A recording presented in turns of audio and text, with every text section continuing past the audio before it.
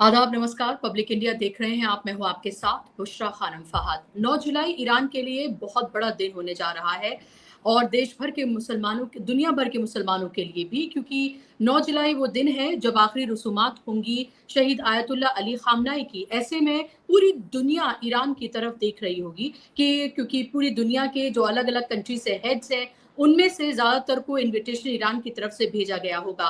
International media से लेकर national media तमाम वहां पर इकट्ठा होंगे और इसके साथ साथ भी इकट्ठा होंगे दुनिया भर से आए हुए मुसलमान। तो सिक्योरिटी से लेकर तमाम हवाले से ईरान के लिए बड़ा दिन है, लेकिन उन्होंने अपने इतने बड़े लीडर को, सुप्रीम लीडर को उन्होंने खोया, जिनकी शहादत हुई। आपको ये पता है कि किस तरह से इलीगल जो वॉर छेड़ी गई ईरान के ऊपर अमेरिका और इसराइल की तरफ से। ऐसे में जो प्रेसिडेंट है पेजेश्कियान, उनकी तरफ से नरेंद्र मोदी को भी इनविटेशन दिया गया था। उनको भी बुलावा भेजा गया था कि आप भी ये जो आखिरी रसूमात हैं, जो ये आखिरी यात्रा है, ये जो जनाजा होगा, इसमें आप शिरकत करें। इंतजार ये किया जा रहा था कि क्या कुछ भारत की तरफ से कहा जाएगा, क्या नरेंद्र मोदी शामिल होंगे या नहीं शामिल होंगे। नहीं शामिल होंगे तब भी और शामिल होंगे तब भी, दोनों तरफ से एक तरह से नरेंद्र मोदी फंस चुके थे।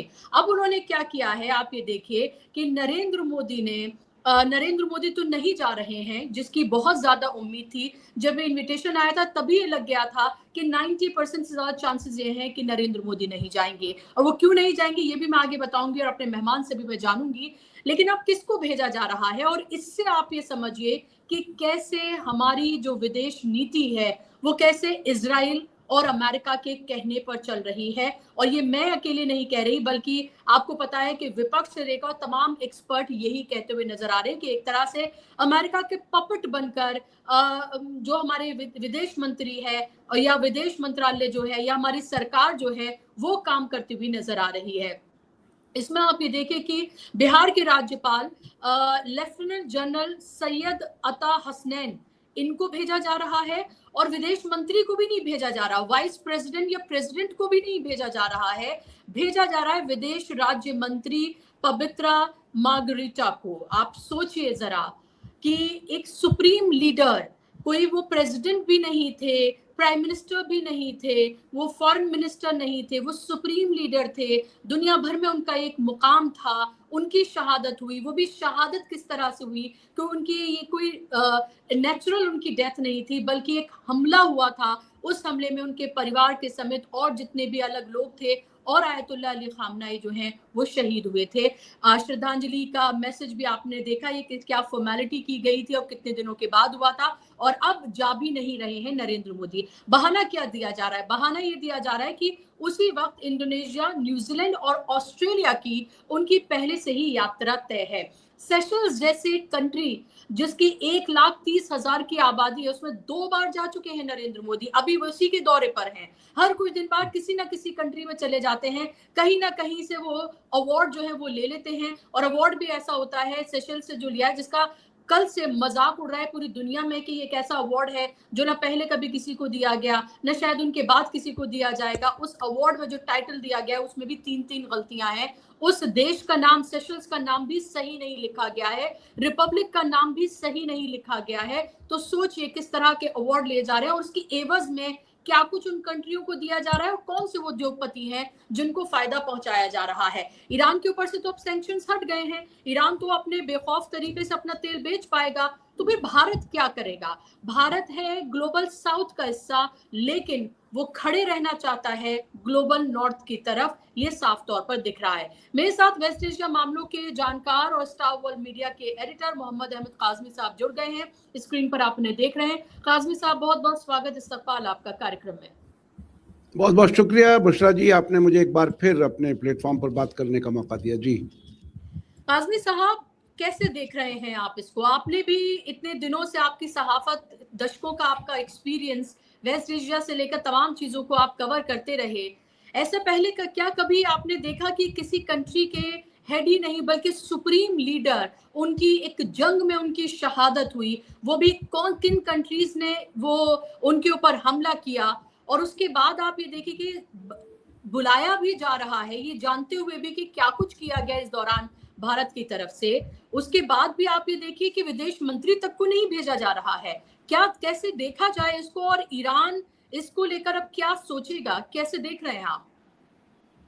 देखिए, इससे एक और एक तरह से कंफर्म हो गया कि वो जो फादरलैंड मदरलैंड कह कर के आए थे इस हमले से महज 2 दिन पहले, जिस पर बहुत लोगों को शक है कि शायद इजराइल ने ये इंफॉर्मेशन शेयर की होगी मोदी जी के साथ कि हम आयतुल्लाह खामेनाई को भी कत्ल कर देंगे और वहाँ 4 दिन में हुकूमत बदल जाएगी और फिर तो हमारी आपकी बल्ले बल्ले, ये सब उन्हें शायद समझा करके भेजा होगा। अब एक बेहतरीन मौका था रिकंसाइल करने का। हमने देखा कि इस दौरान होर्मुज बंद हुआ, एक एक जहाज के लिए हमें इजाज़त दी गई और अब भी वो एक तरह से जेस्चर के तौर पर भारत को एक दोस्त के तौर पर ही समझते हैं। अगर वो दोस्त ना समझते तो इनवाइट ही क्यों करते। तो ऐसी हालत में मोदी जी ने ये मौका अपने हाथ से गंवाया है। मैं इस मौके पर मिलिट्री और फौजी मामलात के एक्सपर्ट हैं परवीन साहनी साहब, उन्होंने जो एक्स पर लिखा है वो मैं लोगों को बताना चाहूंगा कि उन्होंने कहा कि ऐसे वक्त में जबकि सदियों में एक बार आने वाली तब्दीली है, ऐसे दौरान भारत ने ये ग्लोबल साउथ के साथ और नए वर्ल्ड ऑर्डर के साथ ना खड़ा होने का फैसला किया है। उसको इन्होंने एक्सट्रीमली अनफॉर्चुनेट, बहुत ही ज्यादा बदबख्ती, ये उन्होंने लिखा है। और साथ साथ ये भी कहा है कि ये जो नया ग्लोबल साउथ और वर्ल्ड ऑर्डर जो नया है उसमें इज्जत भी मिलने वाली है, उसमें तरक्की भी मिलने वाली है, उसमें खुशहाली भी मिलने वाली है। ऐसे मौके को भारत ने अपने हाथ से गंवा दिया है।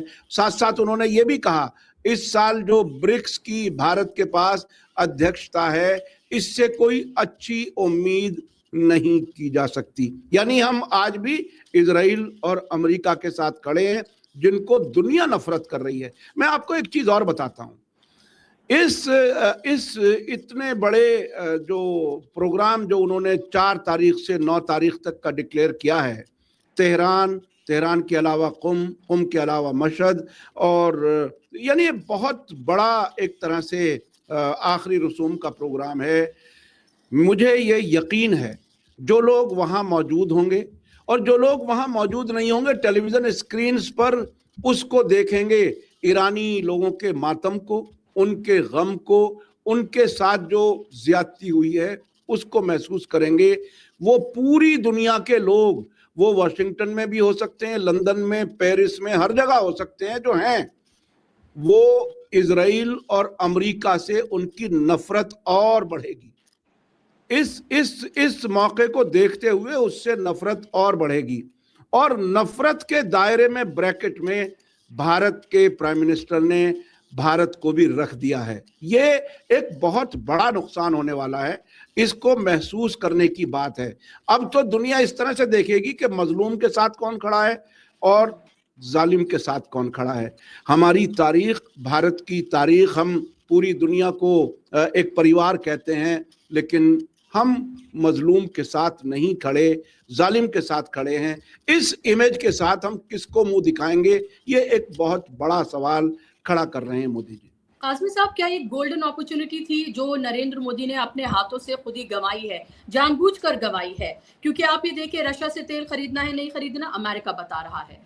हमें ईरान से तेल खरीदना है नहीं खरीदना, ये अमेरिका बता रहा है। चाबहार को लेकर हमारा क्या फैसला होगा, ये अमेरिका हमें बता रहा है। और अमेरिका से मेरा मतलब है अमेरिका और इजराइल। अमेरिका और इजराइल को आप अलग अलग करके नहीं देख सकते हैं। और आप ये देखिए कि ये खुद नेतन्याहू ने कहा था कि जब पूरी दुनिया में हमारे साथ कोई नहीं खड़ा तो कौन कंट्रीज खड़े हैं? अमेरिका, जाहिर सी बात है, वो आइडियोलॉजिकली उनके साथ अलाइन है, हथियार देते हैं, सब कुछ देते हैं उनको। और दूसरी तरफ कौन है? भारत। इसके अलावा बताइए कौन सा एक ऐसा कंट्री है दुनिया के पटल पर जो इजराइल के साथ फिलहाल खड़ा है? 20,000 बच्चों का कातिल, जिसको अभी यूएन ने बताया है टारगेटेड किलिंग जिसने की हो, उसके साथ तो कोई देश खड़ा ही नहीं है। भारत की ऐसी क्या मजबूरी है? ये गोल्डन अपॉर्चुनिटी थी कि आप इसमें शामिल होते, आपकी पुरानी तमाम गलतियां भी एक तरह से फॉरगिव एंड फॉरगेट हो जाती और आप ये दिखाते कि जो ग्लोबल साउथ नया जो लीडर बन रहा है दुनिया का, हम भी उसका इक्वली उतनी ही ताकत से हिस्सा है। यकीनी तौर पर मोदी जी ने ये बहुत ही बेहतरीन गोल्डन चांस अपने हाथ से खोया है। और आपने कहा कि इजराइल के साथ कौन कौन खड़ा है, नेतन्याहू अमेरिका का जिक्र कर रहे हैं, भारत का जिक्र कर रहे हैं। अमेरिका के प्रेसिडेंट तो नेतन्याहू को टेलीफोन पर एफ से शुरू होने वाली गालियां दे चुके हैं। वहां अमेरिका में अब ये सवाल बहुत अहम बन गया है कि जो इजराइल के साथ सपोर्ट के खिलाफ लोग खड़े हैं वो इलेक्शन जीत रहे हैं। अभी उनकी हालत खराब है। नवंबर में जो मिड टर्म इलेक्शन होने वाले हैं डोनाल्ड ट्रंप की, तो वहां तो बहुत तेजी से इजराइल की सपोर्ट कम होती नजर आ रही है। ये बात ठीक है कि वो एक तरह से बहुत ही नजदीकी और अमेरिका ने ही उसको पाला पोसा था, लेकिन इस वक्त तो वहां भी इतनी मोहब्बत नजर नहीं आ रही है। कम से कम पटल पर, कम से कम सामने बिल्कुल ऐसी मोहब्बत नजर नहीं आ रही है। बार बार डांटने वाला रिश्ता, धमकियां देने वाला रिश्ता, और इस हद तक कह दिया गया कि अगर मैं नहीं होता, ट्रंप कह रहे हैं मैं नहीं होता तो इजराइल नहीं बचता, इजराइल बाकी नहीं रहता। तो भारत में तो इतनी भी हिम्मत अभी तक नहीं है कि उस हमले की मजम्मत कर सके, कंडम कर सके। और आयतुल्लाह खामेनेई के जनाजे में जाने का मौका बेहतरीन था। और देखिए, अब इसको थोड़ा सा पब्लिक की तकलीफों से जोड़ करके देखिए। अभी इस जंग के दौरान पब्लिक को, आम लोगों को, भारत के लोगों को गैस की कितनी कीमतें बढ़ी हुई देनी पड़ रही हैं, कितना पेट्रोल और डीजल की कीमतें बढ़ गई हैं, और उसके साथ साथ सारी जरूरत की चीजें उनकी कीमतें बढ़ गई हैं। तो हर जेब से पैसा जा रहा है और गुर्बत बढ़ रही है, और मोदी जी को फर्क नहीं पड़ रहा है, और सिर्फ उस गलती की वजह से कि हम इजराइल के साथ खड़े हैं। अब भी ईरान में दो अलग अलग सोच हैं। एक सोच है भारत की सरकार के लिए, एक सोच है भारत की आवाम के लिए। भारत की आवाम ने अक्रॉस द रिलीजियस कम्युनिटी, अलग अलग मजहबों के लोगों ने बाकायदा इस हमले के बाद में ईरान के साथ जो हमदर्दी जताई है, जो चंदा इकट्ठा किया है, जो पैसा दिया है। मैंने गांव देहात के उन लोगों को भी देखा है जिसके पास 100-200 रुपए जेब में थे, उसमें से उसने 100 रुपए निकाल करके दे दिए, और इकट्ठा करने वाले का शुक्रिया अदा किया कि मैं तो कहीं भी नहीं जा सकता था, ये पैसे लेकर के आप मेरी मदद कर रहे हैं कि ईरान तक पहुंचे। तो वो जो हमदर्दी अवाम ने दिखाई है उसको बहुत अप्रिशिएट कर रहे हैं ईरानी लोग। तेहरान में कम से कम 2 ऐसे मौके आ चुके हैं पिछले 15-20 दिनों में, रात में बड़े चौराहों पर जो ईरान में भारतीय रहते हैं उन्होंने भारत की आवाम की हमदर्दियां वहां के लोगों को दिखाई हैं, और बताया है कि सरकार कहीं भी खड़ी हो लेकिन भारत के अवाम उनके साथ हैं। वही वजह है कि बार बार भारत से दोस्ती का जिक्र कर रहे हैं ईरान की तरफ से, और वो कोशिश कर रहे हैं कि किसी तरह से जो ये ताल्लुकात का धागा कमजोर हुआ है ये किसी तरह से वापस रिपेयर हो जाए। लेकिन मुझे ऐसा लगता है कि न सिर्फ अमेरिका और इजराइल बल्कि ज़ायनिज़्म और आरएसएस का जो रिश्ता है, जिसमें मुसलमानों से नफरत, जिसमें इजराइल की गुलामी, सब कुछ शामिल है, उसकी वजह से हमारी विदेश नीति में वो तब्दीली नहीं आ पा रही, हेल्दी तब्दीली जो आ जानी चाहिए।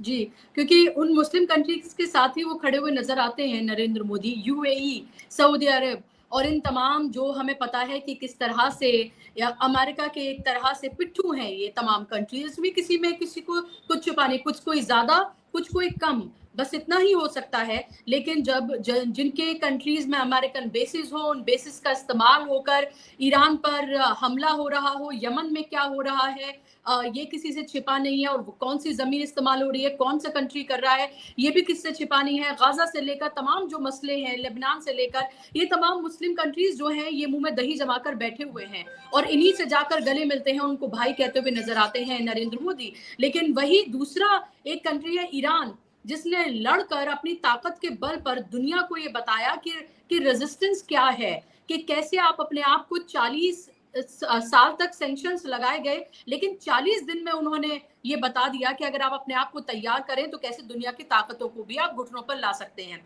लेकिन क्या आपको नहीं लग रहा काज़मी साहब कि ये तेल की अगर हम बात करते हैं तो भले ही कहा जा रहा हो वेनेजुएला से तेल लें, अमेरिका से तेल लें, और कितना महंगा और कितनी दूर से वो तेल आएगा। ईरान के ऊपर अब सैंक्शंस हट गए, यानी के लिए पूरा बाजार उसके लिए खुला है, पूरी दुनिया उसके लिए अब बाजार है। उसके जो फ्रीज एसेट्स हैं वो भी उसको वापस मिल रहे हैं, और ये कहा जा रहा है कि ईरान जो है अब जीसीसी कंट्रीज का सबसे अमीर मुल्क होने जा रहा है। भारत के लिए भी बहुत सारी अपॉर्चुनिटीज हो सकती थी, क्योंकि भारत सांस्कृतिक तरीके से भी और इसके अलावा हमारी जिस तरह से सीमाएं जो है वो बहुत दूर नहीं है, तेल आने में बहुत परेशानी नहीं होगी वहां से, रुपए में भी ईरान ने तेल दिया है, और भी बहुत सारे रिलेशंस हैं जो हमारे और ईरान के रहे हैं। क्या आपको लग रहा है कि क्योंकि ये एक जज्बाती मुद्दा है, सुप्रीम लीडर का चला जाना, उसमें इनविटेशन जाना, मोदी का ना आना, किसी ऐसे इंसान को भी ना भेजना जो लगे कि चलो मजबूरी में ऐसा किया गया है, क्या आपको नहीं लग रहा कि ये एक बड़ा क्वेश्चन जो है वो ईरान में भी खड़ा हो जाएगा, जज्बाती तौर पर भी? यकीनी तौर पर देखिए इसका असर जरूर होगा, और एक फर्क हम लोग नहीं महसूस करते, यानी हमारी सरकार मुस्लिम नाम से ये कह देना कि मुसलमान मुल्कों से हमारे ताल्लुकात हैं, वो इजराइल और अमेरिका के गुलाम हैं जिन मुल्कों का आपने नाम लिया, और वो उन्हीं के लिए काम करते हैं। बाकायदा यूएई तो सेकंड इजराइल के तौर पर जाना जा रहा है, जहां से मोदी जी को अवार्ड भी मिला था। तो भारत ने ये एक बड़ी मुश्किल पैदा कर दी, और इसकी वजह जो मुझे समझ में आती है वो जो अडानी के खिलाफ अमेरिका में एक मुकदमा है, जिसके वापस आने पर वहीं का जज अब सवाल कर रहा है कि सरकार ने सेटिस्फैक्टरी बताया नहीं है कि आखिर आप मुकदमा वापस क्यों ले रहे हो। तो उस मुकदमे से अडानी को बचाना है वो, और एप्स्टीन फाइल, कम से कम ये दो ऐसे इश्यूज हैं जिसकी वजह से मुझे ऐसा लगता है कि मोदी जी के हाथ दबे हुए हैं, और वो जो कुछ भी वॉशिंगटन से हुक्म आता है उसको मान लिया जाता है। तो ये एक बड़ी इनकी मुसीबत और परेशानी है, और जाहिर है मुसलमानों से नफरत और अमेरिका और इजराइल के दुश्मनों से नफरत जो अंदर भरी हुई है वो बहरहाल इनको रोक रही है।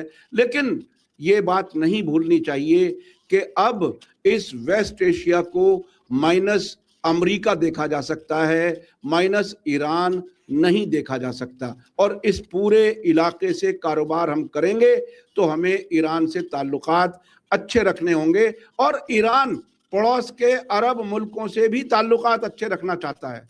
वह अभी जो इराक फॉरेन मिनिस्टर गए हुए ईरान के, उन्होंने यही कहा कि नई सूरत हाल में जब अमेरिका इस इलाके में नहीं होगा, इलाके के मुल्कों को कोऑपरेशन करना चाहिए, आपस की सिक्योरिटी अपने आप मेंटेन करनी चाहिए, और अपनी तरक्की के लिए काम करना चाहिए। आयतुल्लाह मुज्तबा खामेनेई का भी पैगाम तकरीबन 2 हफ्ते पहले इन सभी अरब मुल्कों को दिया गया कि आइए हम आपस में मिलकर के तरक्की की तरफ आगे बढ़ें।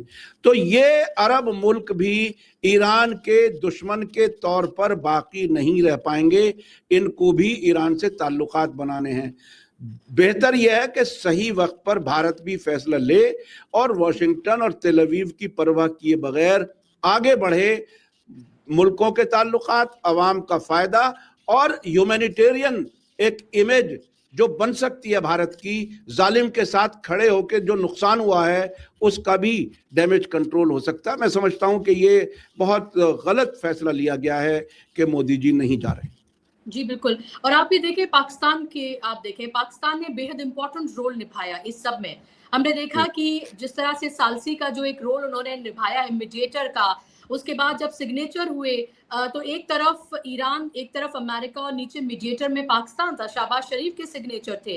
लगातार उन्होंने वो कोशिशें की। देखिए उनका सऊदी अरब से अपना पैक्ट है, वो हमें पता है, अमेरिका के वो करीब हैं, चाइना से उनके रिश्ते हैं, रशिया से उनके रिश्ते हैं, ईरान से उनके बेहतरीन रिश्ते हैं, और ईरान तो उनको बार बार थैंक यू भी बोल रहा है। जब हमने देखा कि जिस तरह से पेज़ेश्कियान और तमाम डेलीगेशन वहां पर गया, पाकिस्तान गए, फिर ओमान गए, किस तरह से उनको एस्कॉर्ट किया गया, तो ये जो एक इम्पॉर्टेंट अपॉर्चुनिटी थी ये वाली भी खो दी भारत ने। भारत भी मीडिएट कर सकता था। भारत और पाकिस्तान का कोई कंपैरिजन ही नहीं है। 140 करोड़ से ज्यादा का हम देश, दुनिया हमें एक तरह से एक इंस्पिरेशन के तौर पर हमें देखती रही है। अब देखती है नहीं देखती वो एक बड़ा सवाल है।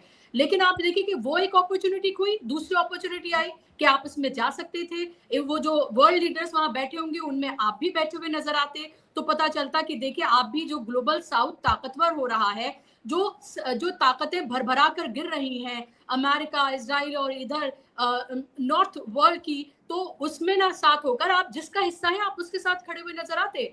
लेकिन वो सब भी नहीं, तो ये साफ तौर पर दिखता है कि तो मजबूरी है, और मुझे लग रहा है इसका बड़े पैमाने पर क्रिटिसिज्म भी होने जा रहा है।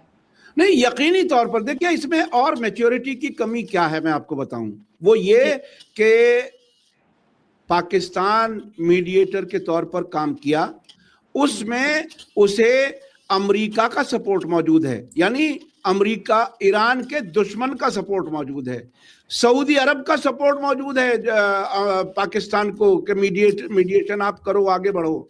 ये सपोर्ट हमें, यानी हमें बगैर अमेरिका को खोए, मैं अगर और सादा सीधे सीधे मैं कहूं, बगैर अमेरिका को खोए, बगैर अरब मुल्कों को खोए हम मीडिएशन करते तो हमारी अप्रिसिएशन इससे भी ज्यादा होती।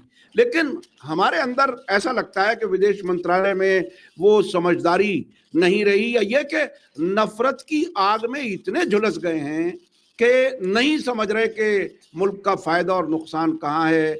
इज्जत भी बच जाती और मजलूम के साथ भी आप खड़े होते, और वो जो जालिम है जो आपके दोस्त हैं वो भी आपको अप्रिशिएट करते, क्योंकि वो भी जंग से जान छुड़ा के भागना चाहते हैं, वो उनकी मदद हो रही है। ये बगैर वॉशिंगटन की मर्जी के इस्लामाबाद मीडिएटर नहीं बना है, लेकिन उसको दोनों तरफ से फायदा हो रहा है।